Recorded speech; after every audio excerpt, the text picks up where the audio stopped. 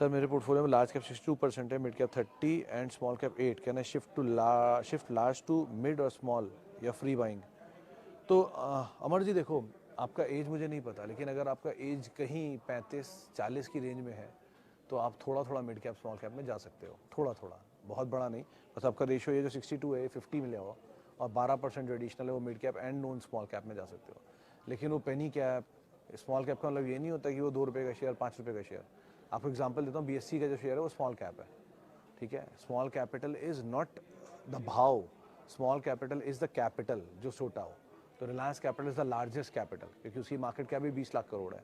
TCS largest market cap 15 lakh crore, HDFC bank 13 lakh crore. Mid cap में अगर आप जाना चाहोगे तो आपको दिखाई पड़ेगा पॉली कैप 50,000 करोड़, या हीरो मोटो का वैसे मिड कैप होना चाहिए लेकिन लार्ज कैप कैटेगरी में आता है क्योंकि नाम भी और पहले 1.5 लाख करोड़ थी मार्केट कैप। सो ऐसे कहीं 10 से 15,000 करोड़ या 20,000 करोड़ वाले में आते हैं मिड कैप। फिर आप थोड़ा और नीचे आओगे तो 5,000 करोड़, 4,000 करोड़, 3,000 करोड़ वाले आएंगे स्मॉल कैप। सो 7,000 करोड़ तक मान लो मोटा मोटा। तो क्योंकि परिभाषा बदली है, बहुत सारे स्मॉल कैप अब मिड कैप में आ चुके हैं, बहुत सारे मिड कैप लार्ज कैप में आ चुके हैं कैपिटल के हिसाब से। लेकिन फिर भी ऐसे पेनी कैप में मत चले जाना जो 500 रुपये करोड़ की कंपनी हो, 600 करोड़ की कंपनी हो, क्योंकि 500 करोड़ की कंपनी में अगर 75% प्रमोटर भी लेके बैठा है तो आपके हाथ में आएगा ही क्या। आप ऐसे समझो 4 हिस्से हुए 500 करोड़ के, 450 करोड़ तो प्रमोटर के पास ही पहुंच गया, तो आपके पास हिस्से में आना ही क्या है।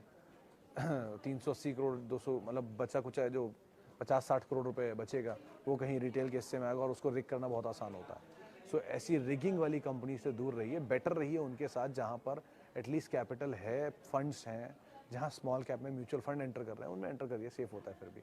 सो आप शिफ्ट कर सकते हो but the name and the quality of the company does matter, तो उस हिसाब से कॉल लेना।